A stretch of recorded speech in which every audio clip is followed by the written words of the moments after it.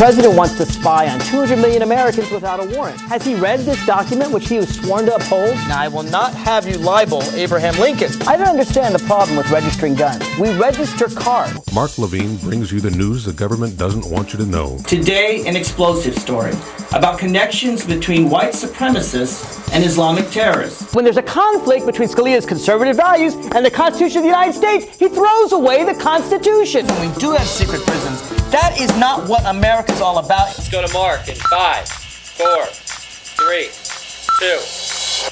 Good evening, America. Welcome to The Inside Scoop. I'm your host, Mark Levine. There's an ongoing debate between liberals and conservatives over who is the greatest freeloader. I would argue that is the heart of the debate that liberals and conservatives constantly have. Now, you know what a freeloader is, right? It's that friend that goes and always raids your refrigerator but never invites you over for dinner. It's that child that doesn't want to study, doesn't want to get an education, doesn't want to work for a living, but still wants to live on mommy and daddy. It's that friend that always needs you to help him or her out, but when you're in need, just can't seem to be found. Nobody likes a freeloader. And the debate between liberals and conservatives is largely about who the freeloader is. So, the conservatives, they say that poor people, middle-class people, they're the freeloaders. Why should I, upper middle-class individual who works hard and pays my taxes, why should my money be redistributed to support some freeloader, some poor person who can't get their act together, who can't make enough money to sustain a living, someone who claims to be disabled or unemployed, or maybe a child? It's not my child. Some 6-year-old has cancer. Why is that my responsibility? Let the freeloaders fend for themselves. Liberals make a similar argument, just on the other side, right? For a liberal, they say, now wait a minute. Why are oil companies getting all my tax dollars? Why is all the money that I work hard for going for corporate welfare, going for no-bid contracts to Halliburton, just because the president and CEO of Halliburton was Dick Cheney, vice president of the United States? Why is it that massive corporations get to use federal land, our land, national land, and do so at a far cheaper rate than they'd have to buy for in the private industry? And then they can pollute at will and not have to pay for their own cleanup. Why should I, the taxpayer, have to clean up the pollution of some massive chemical company? So who's right in the argument? Well, to some extent, they're both right. There wouldn't be such a strong argument between Americans if there wasn't some truth in both of the arguments. There are poor people who misuse the system. There are rich people who misuse the system. There are middle-class people that misuse the system. And gosh knows there are multinational corporations that misuse the system. But the question is, what should we do about it? Who is the freeloader here? What's going on in the debate? I would argue the great question of who the freeloader is came to mind in the recent healthcare decision. The 193 pages issued by the United States Supreme Court last week deciding that the Affordable Health Care Act is constitutional. Who's the freeloader in that decision? And how did it all start? Well, to go and understand the Supreme Court decision, to understand healthcare in America, you really have to go back to the 1980s. Because when you look at healthcare today, perhaps the thing that most people complain about is the fact that so many people use the emergency rooms, so many people use care, can't afford to pay for it, and then rely on the government to pay for it all, right? That's a conservative argument. Stop these poor people from using healthcare and making me pay for it. Well, back before the 1980s, if you had a poor person and they needed health care and they couldn't afford it and they couldn't find some kind doctor or church to give it to them, which, let's face it, was a minority at the time, they would just die, right? Read Upton Sinclair's The Jungle. If you need health care and you can't afford it, you should die. You might find the same among the Spartans. You know, the ancient community of Sparta in Greece? They said, basically, let the weak die. They're not strong enough to survive. Okay, that's one argument, but not one held by even the majority of conservatives, much less the majority of Americans. So in the 1980s, Ronald Reagan and the Democratic Congress came to a compromise. They said no one should die in America because they have an emergency need and they're too poor to afford health care. And they came up with the provision that if you come to an emergency room and you are dying and you are in need of emergency care, let's just say you've been shot, all right? That rather than the doctor saying, as you're bleeding and blood is gushing out and maybe you're in a coma, let me see your insurance card, they said, we'll treat the bullet wound, we'll treat the emergency, and then we'll worry about whether you can pay for it. And if you can't pay for it, then what'll happen? The taxpayer will pay for it. And ever since the 1980s, Republicans and Democrats have come together and said, if you can't afford health care, if you don't have health insurance, you can still get care in the emergency room. But what does that mean? It means that in our emergency rooms, it means that if you have a real emergency, it's often clogged up by people who just simply don't have health insurance. 50 million Americans don't have health insurance. This is prior to Obamacare. Don't worry, we're getting there. But prior to the President's Affordable Health Care Act, 50 million Americans, 1/6 of the nation did not have insurance. They could only get their needs met in the emergency room. And so everyone went to the emergency room, and real emergencies got clogged up with non-emergencies, but people who just needed some health care and wanted to have some care. So the question is what to do about it. And in the 80s and in the early 90s came Hillary Clinton's plan, an idea to really cover all Americans under one plan, one proposal. Wasn't as good as the universal health care that they had in European nations, in Japan and Australia and other countries, but at least it would make sure that everyone was covered. Conservatives opposed that. Conservatives said it's not fair to make someone pay for someone else, right? They're a freeloader. People who want health care without paying for it are freeloaders. If they go to the emergency room, well, they should have gotten health insurance to begin with. And they didn't get health insurance to begin with. Either they should just die, that's the Spartan argument, or at least we should be mad at them as being freeloaders. So a very conservative foundation called the Heritage Foundation set up something called the individual mandate. And what was that? That was required by the government saying, look, you want emergency care? We're giving emergency care to everybody because, well, let's face it, in the Judeo-Christian ethics or any really ethical system, you don't let people die if you can save their lives. If we're doing that, at least those who can afford to pay should pay for it. Now, there are poor people who could never afford to pay for health care. That's true. But at least if you could afford to pay, you should pay for it. And because you never know who's going to need the emergency room, at least we're going to say that if you need it, well, you will have to have already paid for it. Because just like a firefighter, right? If you need the firefighter, the worst time to call is when you don't have insurance and your house is burning down. I mean, if my house were burning down and I didn't have firefighters, well, I may very much want one at the time it's burning down, but not want one when it's not burning down. I live in the colonial city of Alexandria, Virginia. And if you go there and you go to Old Town Alexandria, I invite you to look on the walls of all the houses, all those beautiful old townhouses from the 18th and early 19th century. And you will see there are plaques on the oldest ones, on the ones that have survived. And the plaques, one might show a hose, or one might show a wagon with a guy with a fire hat on. Look at them carefully. Those are plaques for fire insurance companies. Because in colonial Alexandria, you didn't have the firefighters paid for by your taxes. Instead, you paid for them with your insurance. And if your house was insured and it was burning and your neighbor's house was burning too, remember there are a lot of townhouses in Alexandria, the firefighters would come and they would spray down the house that had paid the insurance, and they'd let the house that hadn't paid the insurance burn down. Just like some might argue, let the person without health insurance die. And if your company went out of business, well, you'd be out of luck. Your house might burn down. But it made sure that people who wanted fire insurance got their coverage. Well, later on in American history, people decided, let's make fire insurance, maybe not the insurance, but we'll make fire coverage, payment of the firefighters. We'll make this a citywide thing.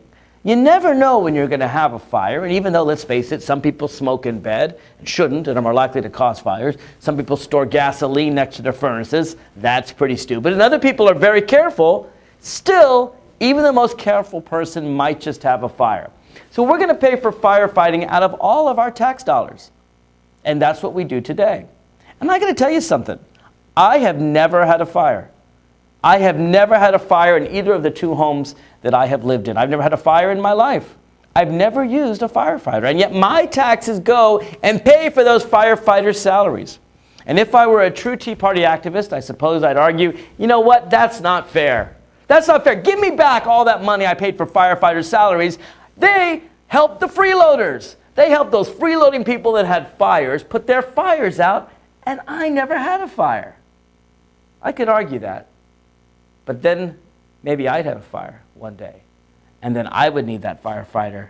And then I would very much regret my argument. Indeed, that happened recently in Tennessee. There was a small county area where they basically made fire service optional. You could pay for it as part of your tax dollars or not. And one guy didn't pay, and then he had a fire. And then the firefighters came to protect the surrounding properties, and he said, here, I'll pay you now, I'll pay you now. And they said, no, it's too late. You didn't pay. You lose. I think most of us understand this is not a choice that anyone should make, right? Saying, you didn't buy fire insurance, let your house burn down. You didn't buy health insurance, you should die. But there's a problem on the other end, too. Just like we don't want to let people's houses burn down or people die when they don't have to, on the same end, we really don't like the idea that somebody doesn't pay for fire insurance and someone doesn't pay for firefighters and someone doesn't pay for health insurance, and yet they get the benefits even if they haven't paid. If you don't buy health insurance and you can afford it, and you think, you know, it's fine, I'm never going to need health insurance, and then you get cancer, then you get leukemia, or maybe you get hit by a car. You need emergency aid right away, and now it's going to cost hundreds of thousands of dollars. You might say, just like that guy in Tennessee, now I'll pay, but now it's too late, right? Because cancer's only going to strike 1 in 10 of us. A car will only hit 1 in 10 of us. And they need the money from all 10. So if you want to be protected, everyone has to contribute to the system. That's the conservative argument, the Heritage Foundation argument, the argument that Willard Mitt Romney, Republican nominee for President of the United States, made in Massachusetts. If you can afford to buy health care, you should pay. It's a conservative argument, and it's one fully reflected in the Affordable Health Care Act, in Obamacare. Indeed, it's the thing that apparently now makes Tea Party activists most angry. The idea that there should be a freeloader's tax. What Tea Party activists are saying, in effect, is, I don't want to pay for my health care. I just want to get it and not pay for it. Treat me in an emergency, even though I can afford it, and even though I don't want to pay. And even though, let's face it, an emergency might cost millions of dollars and bankrupt somebody, hey, it doesn't matter. I'll go to the taxpayer. What's fascinating is watching the conservative argument shift. Conservatives used to hate freeloaders. Now they love them. The Republican Party is the party of freeloaders. It's the party of something for nothing. It has long been that the blue states subsidize the red states. It's long been that New York subsidizes Mississippi because Mississippi is quite poor and uses a lot of federal aid and gets a lot more back from the federal government than they pay in tax dollars. And rich states like New York get a lot less back per capita than the money they put in. But liberals, blue states, understood that they help out people in need. The new argument is the conservative argument. The argument that says not only do we have a right to health care, but we have a right to freeload. We have a right to grab money from other people even when we don't need it. That's a new argument. And it's the heart of what happened in the United States Supreme Court opinion. And I'll get to those details when I come back. If you want to dial in, please do. 888-48-MARK.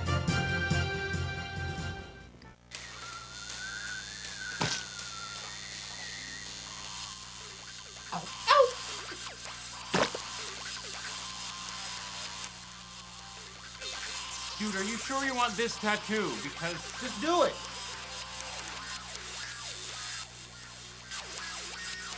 Some mistakes in life are permanent. Like hearing loss. To learn how to protect your hearing, visit asha.org. You've probably heard about heart disease, but did you know that it's the #1 killer of women nationwide? Heart disease claims more lives each year than breast cancer, lung cancer, or strokes combined. But there are steps you can take to protect yourself against it. For more information on how you can prevent heart disease, contact your local American Heart Association or visit their website at www.americanheart.org. Here again, the Inside Scoop with Mark Levine. Welcome back to the Inside Scoop. I'm your host, Mark Levine. If you want to comment on today's show in real time, you can be heard. Just pick up the phone and dial 888-488-MARK, 888-488-6275, and talk with me. Agree or disagree, I want to hear from you. So I'm talking about freeloaders. Liberal freeloaders, conservative freeloaders, rich freeloaders, poor freeloaders, and the fascinating switching of sides of the Republican Party. The Republican Party used to argue, conservatives used to argue, that freeloaders were a bad thing, that nobody should demand redistribution of wealth, that nobody should ask for someone else's hard-earned tax money, particularly when they didn't need it. In fact, the argument between liberals and conservatives went something like this. Liberals said poor people need to eat, that people in emergencies need health care, and so even if they're freeloading a little bit, even if they're taking from someone else, these are people in need. Jesus said, feed the hungry. This is part of our ethics. We don't let people die hungry. We don't let people die sick when we can take care of them. But the one thing liberals and conservatives both agreed on, whether or not they agreed to feed the poor, is that the middle class, the rich, could afford to take care of themselves. This was the point of agreement. This is what liberals and conservatives came together on. And so conservatives came up with the healthcare individual mandate, which says, and it's, of course, the classic part of Obamacare, it says, hey, if you can afford health care insurance, you need to get it. You need to get it because otherwise you're a freeloader. You need to get it because otherwise if you get sick and you go to the emergency room, then you may be able to afford health insurance, but you can't afford that quintuple emergency heart bypass surgery. It's going to cost you millions of dollars. It's going to cost the taxpayers millions of dollars to save your life. Penny wise, don't be penny wise and pound foolish. Pay for your health insurance. And if you don't, we're going to penalize you. Now, there's a huge argument. Is it a penalty or is it a tax? Well, let me tell you what happens in Obamacare, just so you know and can make the decision for yourself. If you can afford health care insurance and don't pay for it, you are penalized by the government. You have to pay an extra tax on your IRS form. Now, to be fair, if you can't afford it, if you don't have enough money to pay for it, if you don't pay taxes, for example, there's no penalty for you. If the health insurance is more than 8% of your income, you don't have to buy it. So the healthcare mandate only affects those people who can afford to buy health insurance. How much is it? It's 2% of your income. That means if you make $35,000 a year, or about $3,000 a month, you can pay up to $60 a month in penalties if you choose not to get health insurance. And that money goes to take care of you if you need emergency care. If you make $100,000 a year, you're going to pay about $200 a month in health insurance. Now, this is a tax, and it's one that, according to the Congressional Budget Office and Chief Justice Roberts in the Supreme Court decision that just came down last week, it's one that approximately 4 million Americans will have to pay. That's about 1% of the population. 99% of Americans will never pay this tax. The thing that's driving the Tea Party up in arms, the things that makes Michelle Bachmann so angry, and I saw her recently when I was at the United States Supreme Court, is a tax or a penalty or a cost that about 1% of Americans will pay for. 99% will not.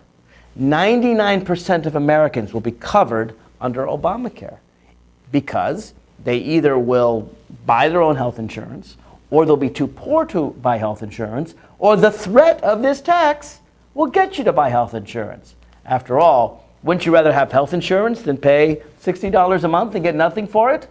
I know I would. So in all this argument, is it a penalty? Is it a tax? What is it? People should keep in mind how few people are actually going to pay this thing. It is an incentive, right? That's what it is. We can argue penalty, tax. It's an incentive. It's Congress incentivizing you to take care of yourself, incentivizing you to get health care. Now, conservatives say this is way out of line. Congress shouldn't incentivize you to do anything. But if they say that, they really haven't read the tax code.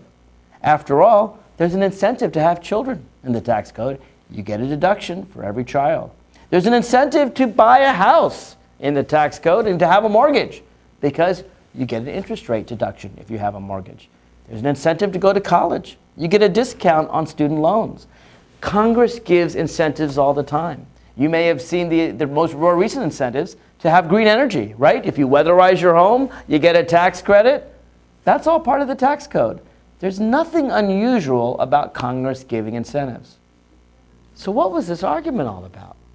Why were conservatives insisting that Obamacare was unconstitutional? Well, I would argue that the vast majority of conservatives arguing it was unconstitutional had never read this, the Constitution of the United States. Because if they had, they would have seen the provisions in Article 1, Section 8 that say Congress shall have the power to lay and collect taxes. Congress shall have the power to regulate commerce among the several states. Congress has the power to provide for the general welfare of the United States. Congress has the power to do everything that is necessary and proper. Make all laws necessary and proper for carrying to execution the foregoing powers. Pretty broad powers. You see, in America today, when people say, that's unconstitutional, they're really saying, I don't like this legislation. But rather than say, I don't like this legislation, which makes it sound like you've got a personal disagreement with what the government did, you say, that's unconstitutional, right? So I don't like driving speed limits of 55 on the interstate highways. I think they should all be 75. The 55-mile-an-hour speed limit is unconstitutional.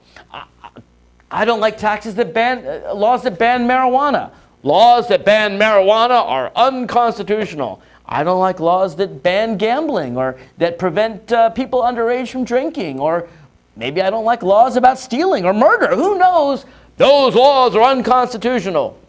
You hear that debate all the time. But when you think about it carefully, it's a very silly thing to say. Unconstitutional has a meaning, and it doesn't mean I don't like something. We have words to say things, I don't like something. You say, I don't like something. I'm going to vote those bastards out. That's a stupid law, and I'm going to put in a new Congress and a new president to vote out that law. That's American. That makes sense. That's perfectly normal. That's the way democracy works. But if you're going to make an argument that something is unconstitutional, it cannot be, I don't like it. That must be unconstitutional. That's not an argument. That's not even logical. It's an irrational cry of help. It's, I don't like this because I've been told not to like this, and so it's unconstitutional.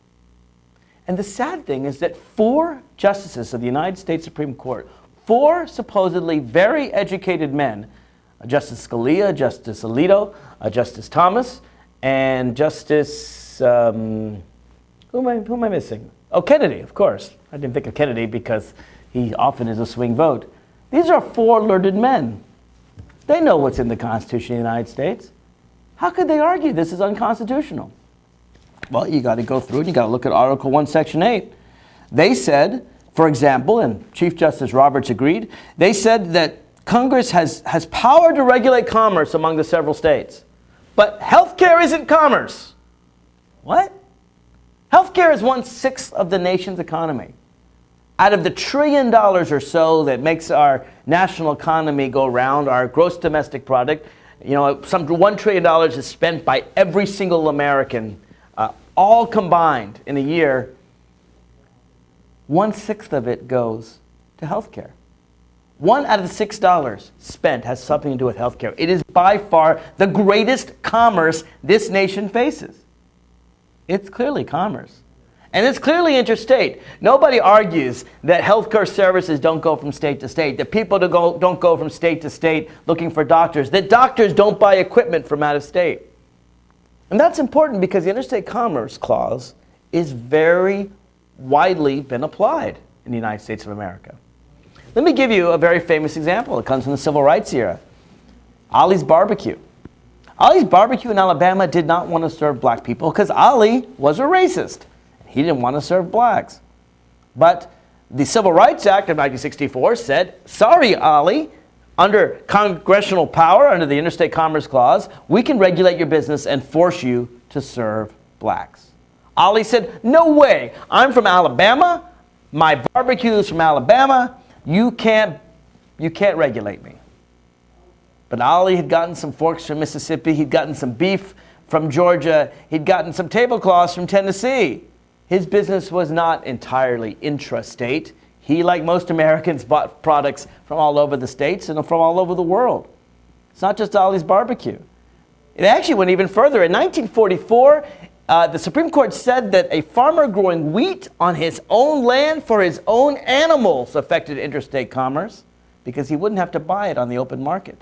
Indeed, probably the most far-reaching interstate commerce clause decision was one made by Justice Scalia, because Justice Scalia does not like California's medical marijuana laws. Now, you know, California and some 12 other states have voted. The citizens have gotten together, voted in their states. If you believe in states' rights, you believe in this. And they voted to legalize marijuana for medical purposes in the state of California.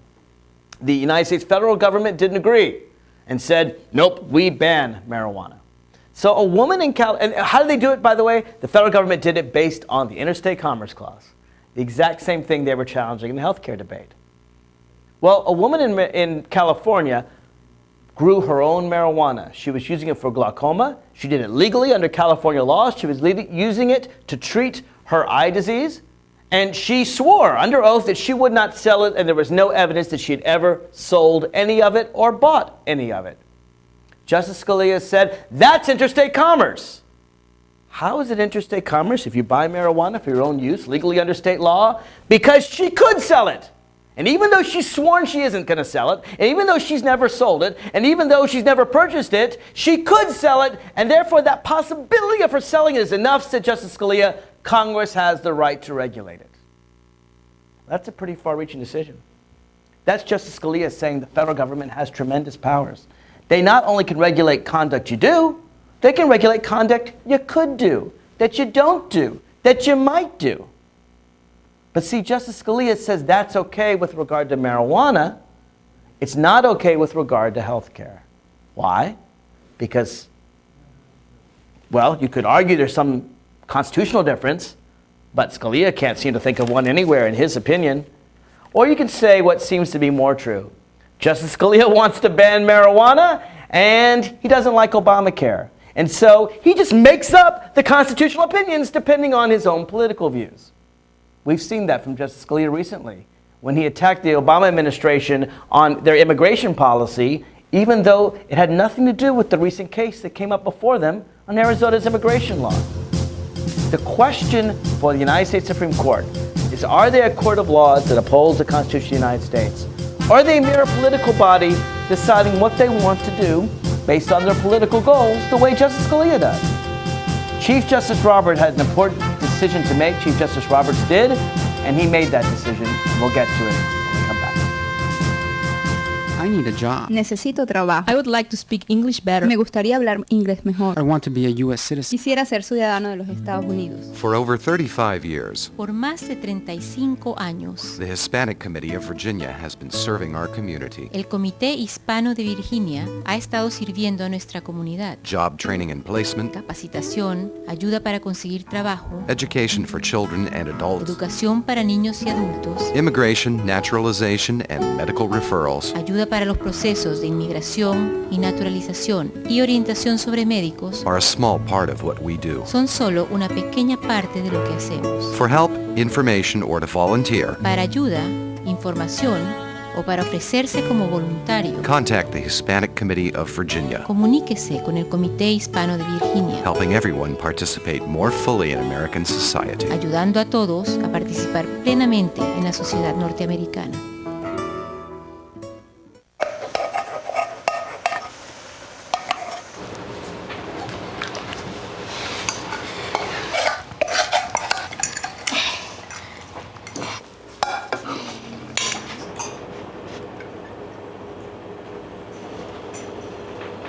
Hey, Lena, where's yours?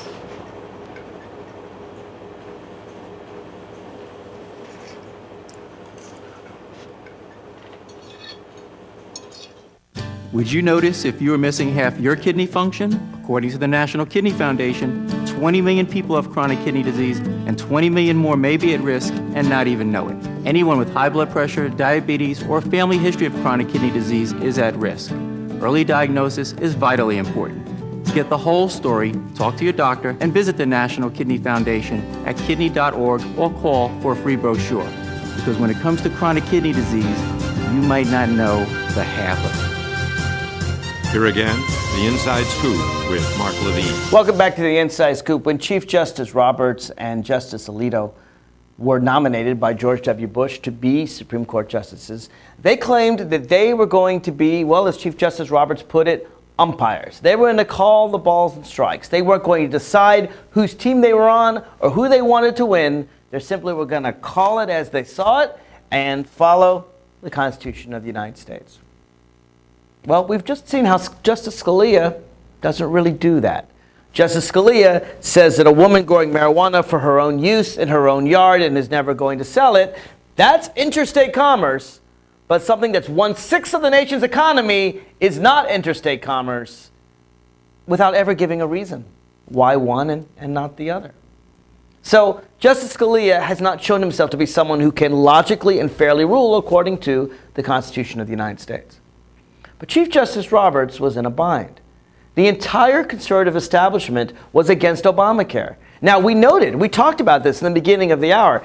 They actually supported it in the 80s. They supported it in the 90s. They supported it in the O's under George W. Bush. It was a Heritage Foundation proposal. And in 2007, in 2008, in 2009, you will see Republican leaders, people who are still in the Senate today, argue there has to be an individual mandate, that we're not going to support the freeloaders, that if you can afford health insurance, you should pay for it, and the government should tax you if you don't.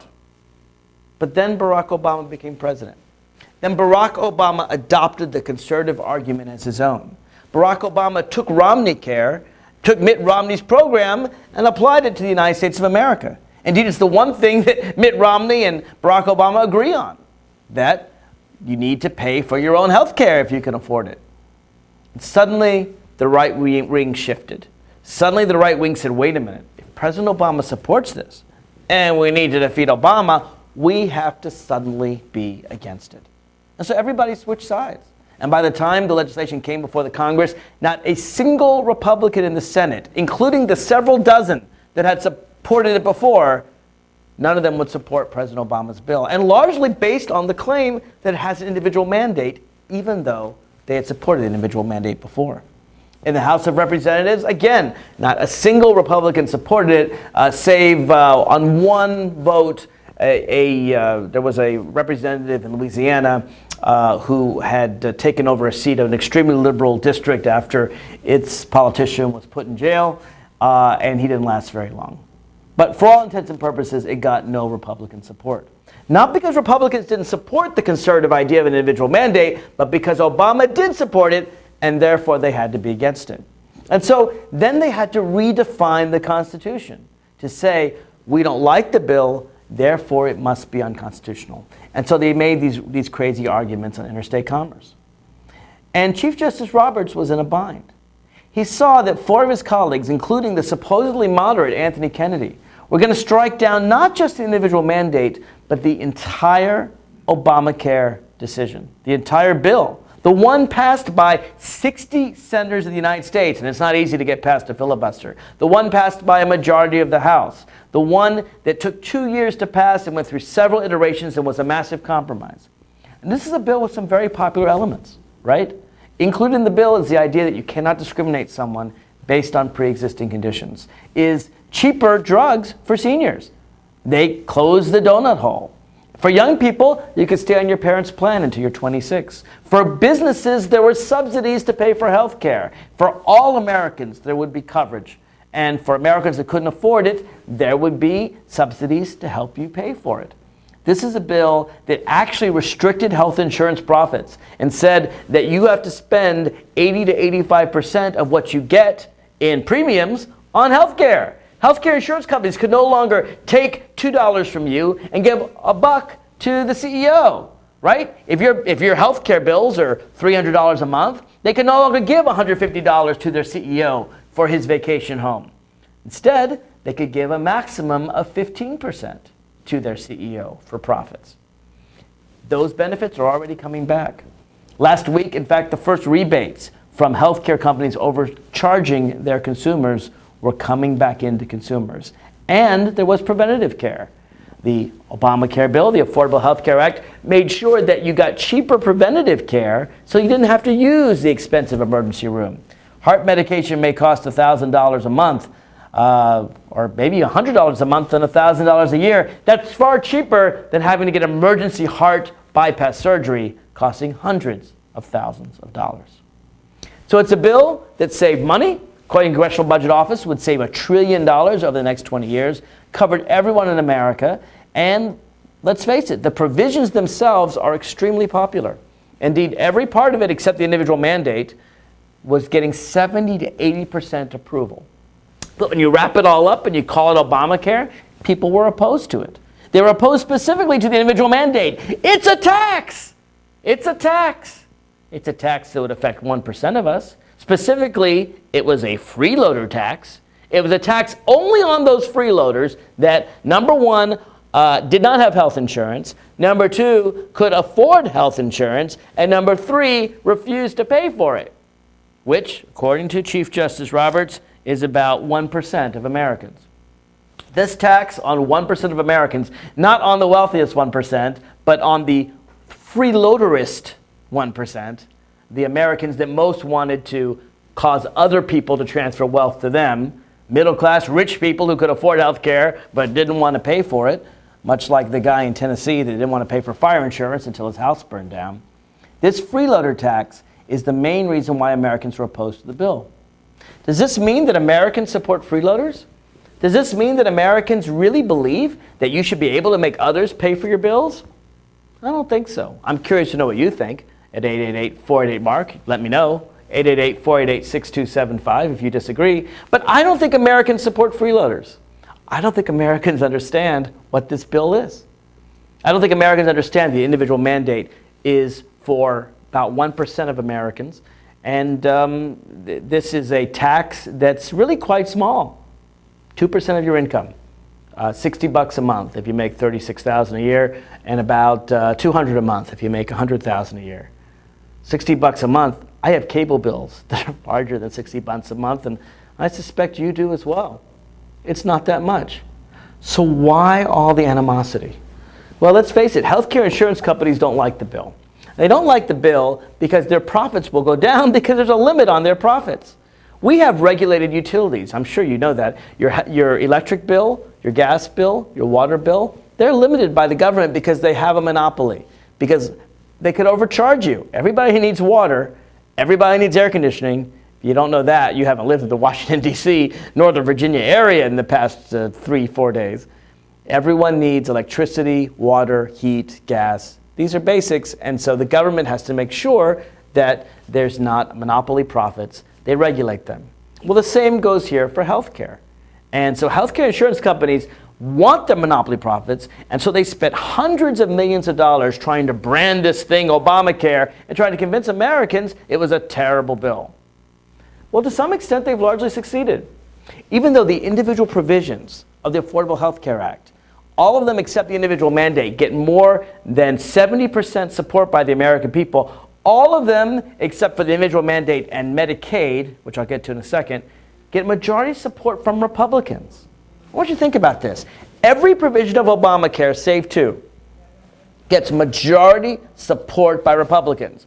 Most Republicans and most Americans say you shouldn't be denied health care based on pre-existing conditions. There shouldn't be a cap, a lifetime limit based on your care. That children who are born with a genetic disease should still get care, even though they were born with that disease.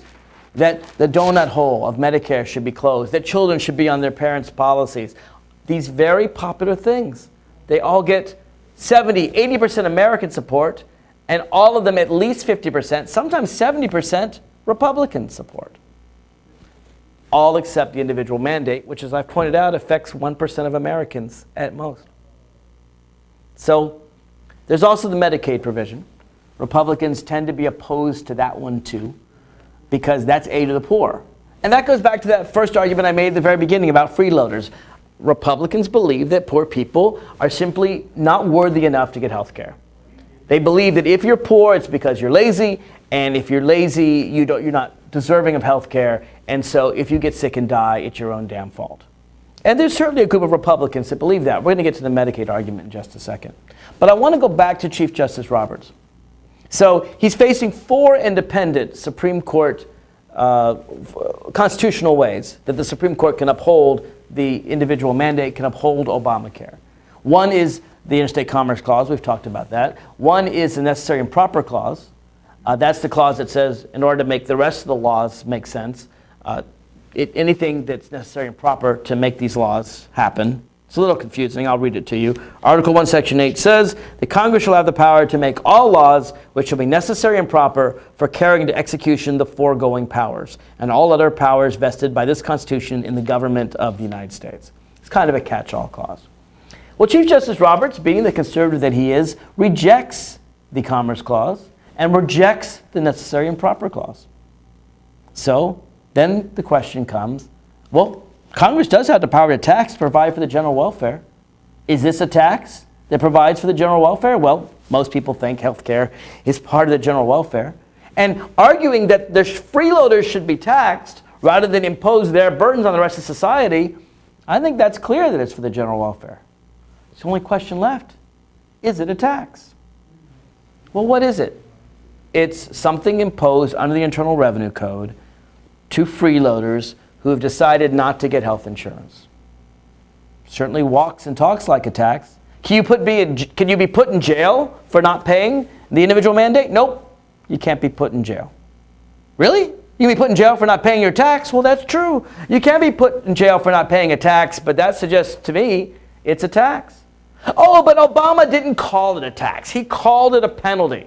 Well, Chief Justice Roberts gives page after page of analysis in the 30s and 40s are the page numbers in the decision, and you can go through it and you should read it for yourself, where he shows how Congress did all kinds of things they didn't call a tax. They penalized child labor through the tax code.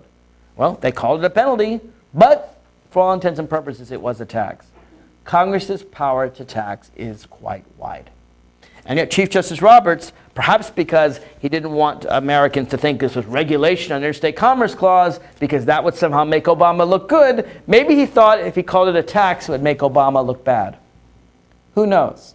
The one thing we do know is if you read through the decision, it seems very clear that Chief Justice Roberts was not originally going to vote this way.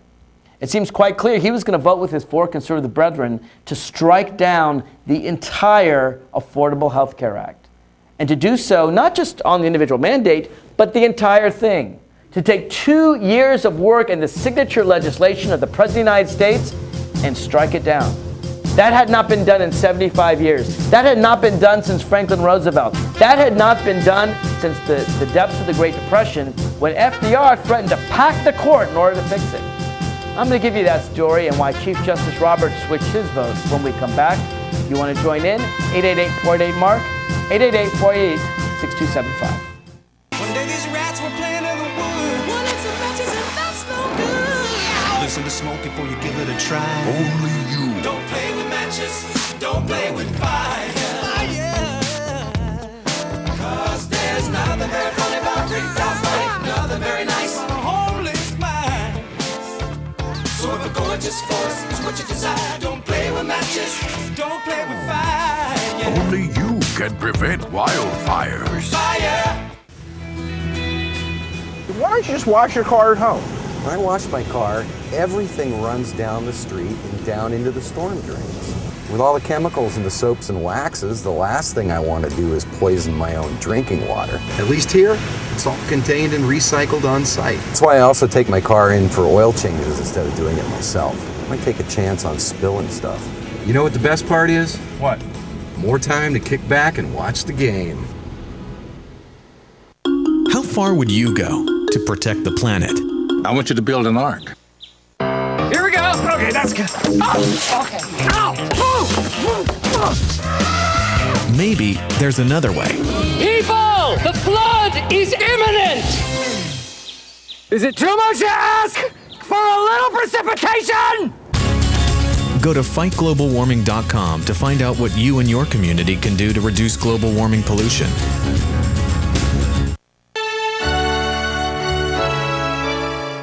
Somewhere around the world, there are men and women of the armed forces risking their lives, helping rebuild communities after natural disasters, collecting toys for needy children, tutoring kids in school.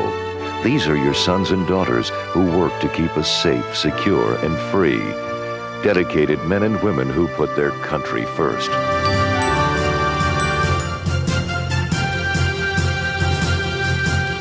Here again, the Inside Scoop with Mark Levine. Welcome back to the Inside Scoop. I am your host, Mark Levine. This is your last chance to call in. Whether you agree or disagree, I would like to hear from you.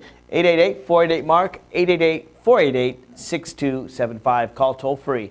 And, well, you can get your opinion heard right here. We're talking about this 193-page decision that I myself personally got at the Supreme Court building. I am proud to say that I got it right at a time when so many in the media got it wrong. In fact, I'm proud to say that I am the first broadcaster in the nation, to my knowledge, to report the decision accurately. CNN and Fox reported it inaccurately at 10:07 a.m. I reported it accurately at 10:08 a.m. If you want to see that, it's on my website, marklevinetalk.com. David Schuster and I were there. I report the decision accurately, and then MSNBC and NBC got around to reporting it accurately at 10:10 a.m. I had the inside scoop on them by about 2 minutes. So I'm proud of that. That's another issue. But one of the reasons why CNN and Fox got the opinion wrong is because they just read the beginning of the opinion, the part where Chief Justice Roberts rejects the constitutionality of the Affordable Health Care Act based on Interstate Commerce Clause, and they don't get it to the part where he upholds it based on the taxing clause. Now, this must have been a very difficult issue for Chief Justice John Roberts. Clearly, he had no love for liberal things like providing health care to poor people or making sure that if you have a pre-existing condition, you're covered. But he also knew that the President of the United States had worked very hard and had spent 2 years of his presidency with a lot of criticism, people saying you should have worked on jobs, and worked hard to get 60 votes to pass this act. There was a time in the Great Depression when another President of the United States, Franklin Delano Roosevelt, faced a similar problem. The United States Supreme Court started striking down all his, or major parts of his New Deal legislation. This again was, the nation was facing a very serious crisis in the Great Depression, and Franklin Delano Roosevelt, President Roosevelt, was passing these signature acts, and the Supreme Court was striking it down. In fact, it's based on something called the Lochner decision, Lochner v. New York, L-O-C-H-N-E-R. Today you go to law school and you study Lochner, and it's known as this horrible era when the court is putting politics ahead of the Constitution of the United States. Well, decision after decision is passed by Roosevelt, passed by Congress, trying to get America out of the Great Depression, rejected by this conservative Supreme Court, and the people are getting very angry. And President Roosevelt is getting very angry. Because a court is supposed to follow the Constitution. It's not supposed to strike down popular legislation just because they don't like it, right? So Franklin Delano Roosevelt looks up the Constitution and finds a loophole, as it were. Article 3, the part about appointing the Supreme Court justices, doesn't say how many justices there are. In fact, the first United States Supreme Court had only 5 justices, one for every one of the federal courts of appeals. It grew 6, 7, 8, 9, even had 10 for a time, and then settled on 9, and it had 9 since pretty much the end of the Civil War. But there was no reason why it couldn't have more. And Franklin Delano Roosevelt then decided that he was going to pack the courts. He was going to increase, through Congress, the number of justices on the Supreme Court and put in enough himself to make sure that his legislation would pass. Well, this scared the United States Supreme Court so much that one justice retired and another one switched and upheld New Deal legislation, which has been famously called the switch in time that saved 9. Well, President Obama also was concerned that the United States Supreme Court would strike down his signature decision, one that was clearly constitutional, as I pointed out, based on 4 separate provisions of Article 1, Section 8. He was concerned that they would do the same and do so solely for political reasons. After all, just last week, Justice Scalia admitted that he opposed the administration on immigration, and his decision on the Arizona immigration law was not so much based on the Constitution, which very clearly says there should be a national immigration policy, but based on the fact that he didn't like the decision, and he was just going to overrule it for those political reasons. So President Obama issued a warning shot across the bow to the Supreme Court, saying if they did not find this decision constitutional, then it would make people doubt the legitimacy of the U.S. Supreme Court. A lot of people criticized Obama for making that kind of statement. But Chief Justice Roberts no doubt heard that, and no doubt reflected long and hard before his decision. Court observers say that when he delivered his opinion, his eyes were red, almost as if it was a struggle that he tried very hard to make. But knowing that his colleagues were going to strike down the signature piece of President Obama's legislation, and knowing that President Obama was going to go into a re-election campaign largely running against the Supreme Court, arguing that the people's democracy should prevail and not the court's opinion, no doubt worried about the image of the United States Supreme Court. After all, he and the four conservatives had already ruled under Citizens United that foreign multinational corporations could spend trillions of dollars in secret money to control our elections. Pretty obscene ruling that basically said foreign dictators should have more power over our country than ordinary Americans. And definitely multinational corporations and foreign billionaires should have more power than you or I, because we don't even have a right to know about the secret money. These are the people that are, of course, largely financing Mitt Romney's campaign, the Republicans, and to this day, they refuse to disclose them. So Chief Justice Roberts argued in that direction, overturned centuries of law against corruption. President Obama went after the Supreme Court in a State of the Union address and let them know, you can't do this, Supreme Court. You're supposed to be the umpire. You're not supposed to be mega politicians who overturn what Congress does. And the thing about the Health Care Act is very simple. Congress installed it. Congress can repeal it. It's not easy to get 60 votes and a majority of the House and a president, but Congress put it in place. Congress can repeal it. This is not like the Supreme Court protecting minority rights against a majority decision, as it did in civil rights cases or Brown versus Board of Education. This is a case of the Supreme Court saying, we don't like what you said, Congress, we're going to do it our own way. It would be a case of the Supreme Court overruling the political branches, much as they did when they installed George Bush as President of the United States against the will of the American people. So Chief Justice Roberts looked at that possibility, recognized that the court has his name. It's called the Roberts Court, just like we used to call it the Warren Court and the Burger Court. And I think he blinked. And I think he switched sides. And it's a really good thing he did. It showed a certain statesmanship and protection of the United States Supreme Court, even though it risked being called a traitor by the right wing. Just last week, I went on News Channel 8 and argued with a Republican strategist who called Chief Justice Roberts a traitor for this very reason. Let's watch the clip. I can't see straight. I don't know. I helped get this guy through in 2005, and I think he didn't tell the truth about whether he was a conservative or not to George Bush. But anyway, that's another story. The opinion is bad for one reason. I mean, if you can conceptualize this as a tax, then the question becomes, what can't you conceptualize as a tax? And the answer really is nothing. And so Congress could pretty much, the way things stand now, I don't know what's left of the American liberty. Congress can require you to do just about anything. I mean, Congress could tell you, I want you to buy fire extinguishers or potatoes or green beans or anything you want, or coffee. Congress could say, I want every American to go out and buy a cup of Starbucks coffee every morning. And I suppose the Supreme Court would hold it up. They'd say, well, it's just a tax. So I kind of don't know where we're left.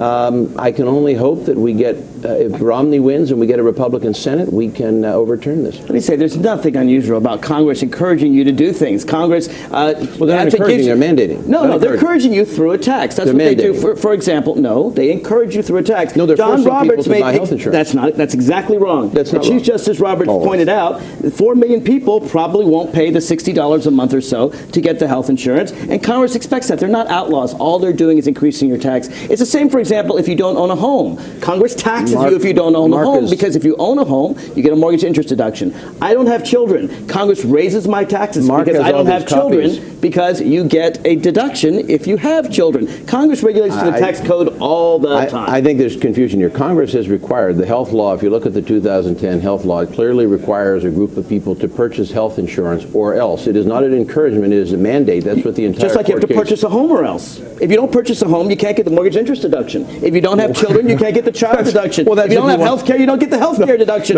This is common practice. Very confused. Anyway, I think it's a bad. It's a bad ruling. It leaves us in a very bad position. All right. Well, okay. So you got his point. First of all, he says, I thought Chief Justice Roberts was a conservative. In other words, He's a conservative, so he should have ruled the way I think politically he should rule. Again, it's a failure to understand the Constitution of the United States. It's a failure to understand that he's supposed to rule based on what's in here, not based on what his politics are. Then comes the argument about the tax. Now, you heard him, this is an argument I made all along in the show. Congress can't tax me to encourage me to do something. Of course they can. They do so all the time. They have always done so. It's no different whether it's a home or a student loan or children or health care. You may disagree with congressional tax. If so, vote the bums out. But you can't argue it's unconstitutional for Congress to use the tax code to encourage you to do something. Congress uses the tax code to encourage you to do something all the time. So then he comes back and he says, well, it's just a bad decision. It's a bad decision. If you don't like the law, you need to overturn it. Don't just argue it's a bad decision. It's the role of the United States Supreme Court to base a decision based on the Constitution, not based on whether they like it. And Chief Justice Roberts actually makes that very clear. At the end of his opinion, to his credit, he writes, the framers created a federal government of limited powers and assigned to this court the duty of enforcing those limits. The court does so today, but the court does not express any opinion on the wisdom of the Affordable Care Act. Under the Constitution, that judgment is reserved to the people. That's exactly right. And I think Chief Justice Roberts understands that he has a role to preserve the legitimacy of the United States Supreme Court that has a lower opinion rating than the President of the United States. That's very rare. Ever since Bush v. Gore, the opinion of the Supreme Court has taken a nosedive from all these various political decisions. And this is Roberts' chance to preserve his legacy. Before I go, I want to make one last word on the storm that left so many of you, that left me without power. Let's go to camera 3. Let's right here. Okay, I'll do camera 2. Fine. If you studied the weather pattern, you know that it was a derecho, a very unusual storm. It's a storm based on extremely high temperatures, based on temperatures in the Washington, D.C. area that were 104 record temperatures. Now, I was playing poker the night of the storm with a guy I really didn't know very well, an older gentleman, and I said to him, well, you know, anyone that would doubt global warming, all they have to do is look at these high temperatures. This is before the storm rolled in. And he said, no, global warming's been happening for thousands of years. There used to be an ice age. Failing to understand that an increase in temperatures of 5 degrees over 10,000 years is not as serious as an increase of temperature of 5 degrees over 50 years or 10 years. It's this kind of mentality, believing something to be true without knowing it to be true, that divides this country so much. So I'd ask Americans, whatever your view on the Affordable Health Care Act or global warming, study the facts, study the Constitution, make your view based on facts.